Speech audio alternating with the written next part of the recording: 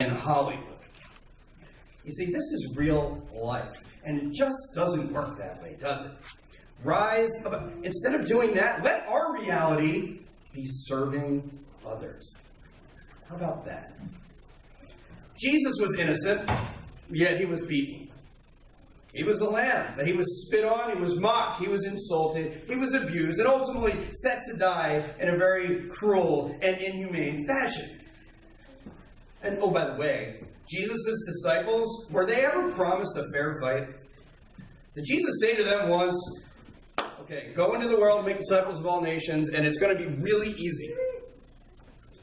2,000 years later, no one is ever promising you a fair fight. It's not, take whatever concept you have of fairness and then throw it away. Because it's not about being fair, it's about being right. Third point up there. Jesus, and we know the song very well. Jesus could have called 10,000 angels, but he did not retaliate. He didn't overpower anyone. You know why? Because you are sinners. That's why. Because of my sin. He had to taste that for us, didn't he? You have no idea, and I have no idea, how radical Jesus' behavior was at the time and is today. I look at that picture as radical humility. I don't know these people, but it seems to me that that is a bride washing her husband-to-be or husband's feet.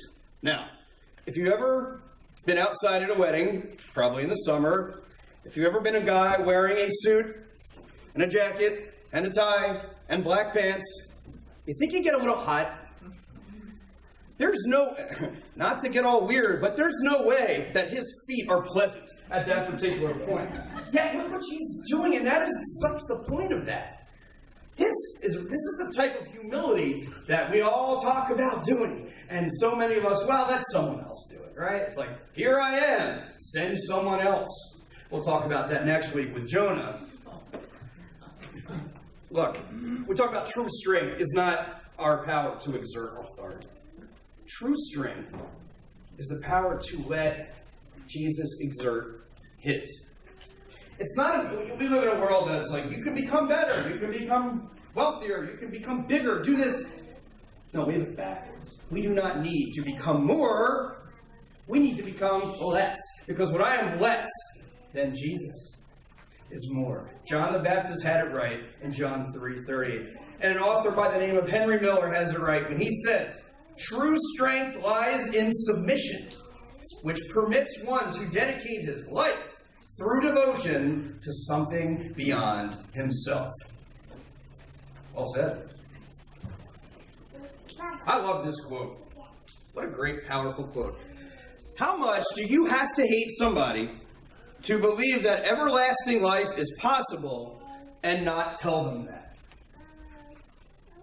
Let that sink in for a minute. Now, if you see, after church, if you see someone walking in the middle of the street with their headphones on and they don't see a car coming, you'd probably get them out of the way. This is life and death, too. It really is. And maybe you're thinking, well, probably just a preacher person or a Christian theologian made that quote. You know who said this?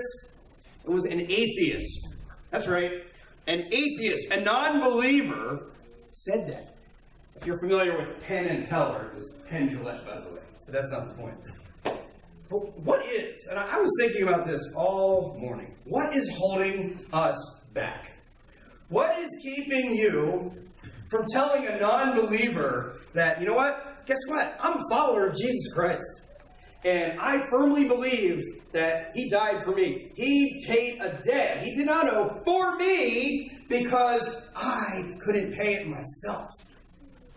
He is my Lord and Savior. It's one thing to put it on Facebook, and that's all well and good. But how do we truly tell people about this?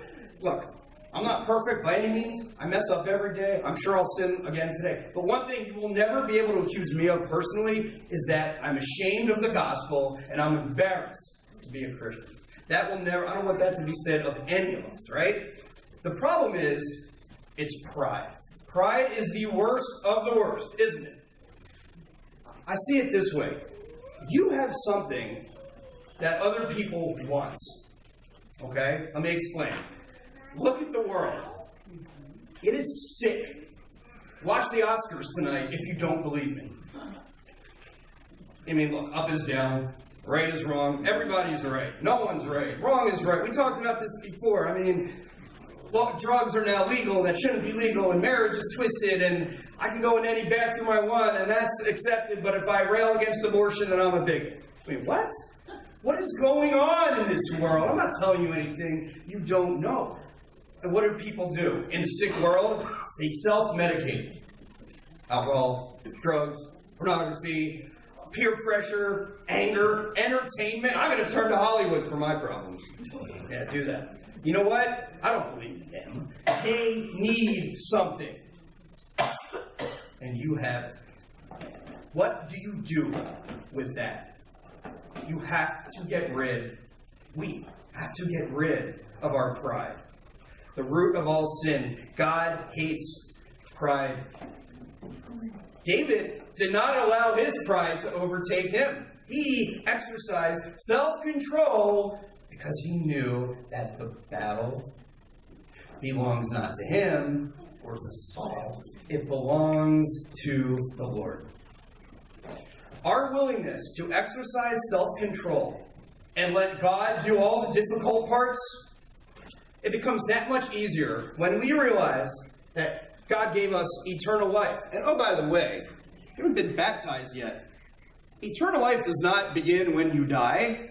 It begins when you live. It begins when you die to yourself. It begins at baptism. I don't know if anyone's ever told you that, but that's how it goes. So, I sit here every week saying, well, if you don't feel like getting baptized, that's all right. Let's talk about it. You know what? Let me be a little bolder today. Get baptized if you haven't been baptized, okay? And if you're not 100% sure, at least talk to someone about it. It's too important for me to sit up here and pussyfoot around it. That's not going to happen anymore, okay? So don't say I didn't tell you. And you know this.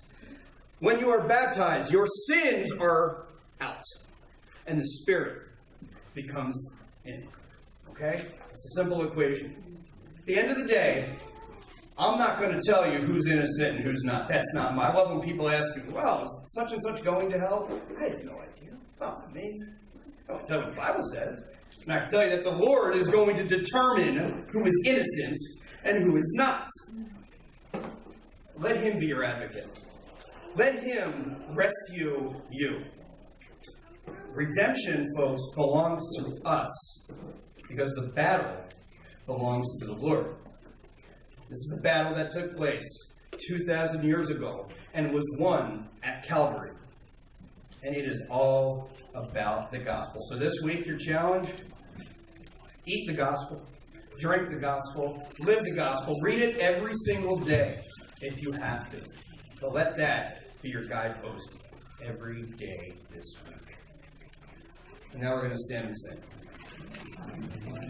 As thine affections been nailed to the cross, is thy heart